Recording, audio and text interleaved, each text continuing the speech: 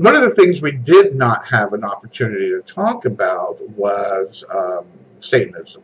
A lot of people associate witchcraft and paganism with Satanism. First of all, witchcraft, and, well, witchcraft in of itself is not Satanism. Those who practice the particular form of paganism that falls under Wicca or witchcraft and or any type of pagan religion is that paganism and witchcraft, Satanism would fall under, believe it or not, an Abrahamic religion. Now, the practices within Satanism probably do mimic that of Freemasonry, mimic that of witchcraft. Their rituals and whatnot are heavily borrowed from Wicca, Freemasonry, and old pagan practices and ritual. But one of the things that people don't seem to understand is that pagans don't believe in the devil. There is no concept of a supreme being of evil. There is no concept of a supreme being of good.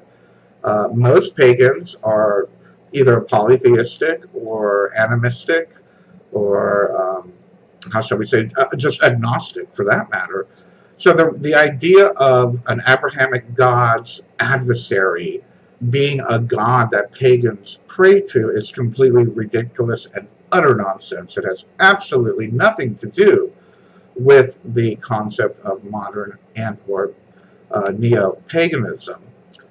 With that being said, pagans do acknowledge that, you know, a lot of Satanists do consider themselves pagans, and yes, it is a part of paganism in the sense of how it parallels. It was very interesting.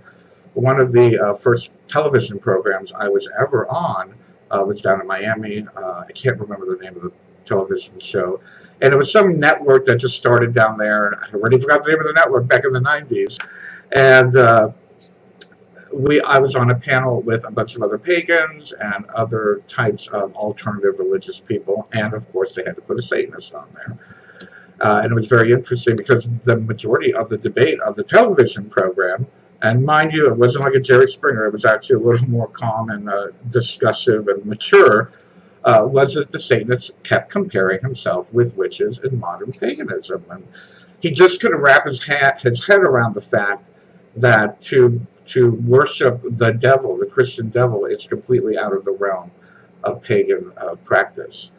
So those of you that think that pagans are devil worshippers, remember the only reason why that rumor began was because during the Inquisition times, you know, back when Catholicism was running the world, in order to gain popularity of the new Christian religion, the Pope basically painted the god of nature, you know, the horned god of nature. Don't forget, the pagans worshipped deer and buffalo, and, you know, these things had horns. They were very masculine. So the Pope said, well, look, the devil has horns. They're praying to the devil. By the way, he created the horns on the devil. That was his own construct, or whoever was doing the propaganda back at that time. So they kept associating pagan worship with devil worship, and that was just a part of the propaganda to get everybody to convert over to the new Christian religion.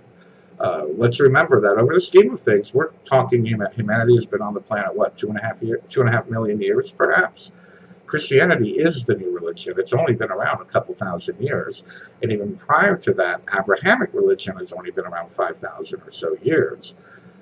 What about all the time before that? That was all pagan, pre-Christian, pre-Abrahamic. So they needed propaganda to convert people. Anyway, so let's talk a little bit about that little overlap, because I think I mentioned it a little bit last week, and I wanted to cover that again, maybe go a little bit deeper into that. So a lot of people ask, you know, can you be a Christian and be a pagan? Well, the idea is that if you are a pagan, you don't necessarily believe in a monotheistic God or monotheistic evil presence.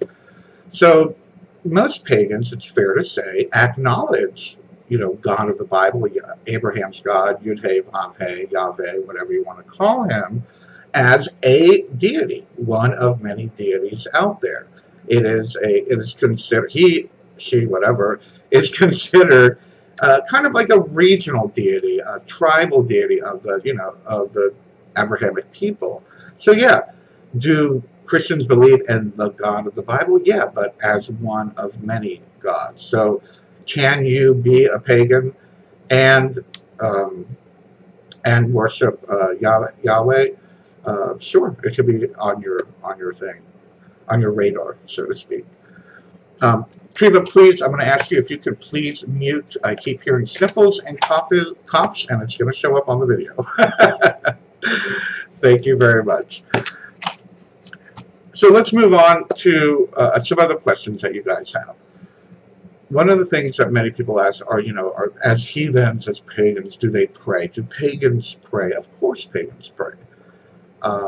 It depends on who they pray to. One of my teachers, and I like to mention his name, he has passed on, Rel Davis was my teacher back down in South Florida. One of my many teachers down in South Florida.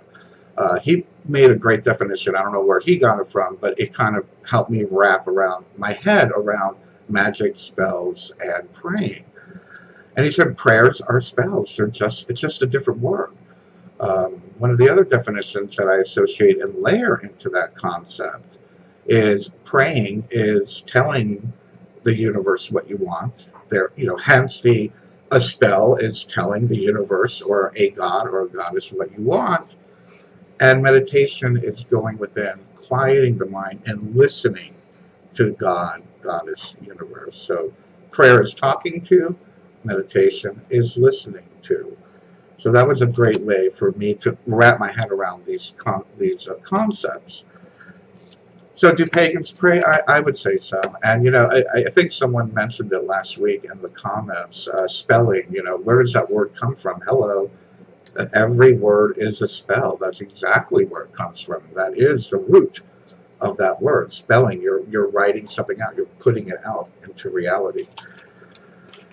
So do pagans do spells? Moving on to the next aspect of this talk. Do pagans do spells? I think we're doing spells all the time, including non-pagans. The idea of a spell, going back to that idea of praying for something, anytime, if we're going to look at it from a metaphysical standpoint, if we're going to look at it in a pagan metaphysical standpoint, anytime you're directing your energy toward any desired goal, whether it's getting to the end of the street, whether it's tying your shoe, whether it's getting that new job, buying that new house, taking a trip around the world, you're releasing energy toward a desired goal. And metaphysically speaking, thoughts are energy. So all of our thoughts, all of these concepts that we have are spells in a sense. I mean, they might be subconscious or unconscious, but they are forms of spells. So I believe that everyone does spells to an extent. The only difference being that pagans and or practitioners of magic utilize, you know, focus and have other steps and concentration tools that they're trained to utilize to help bring about that.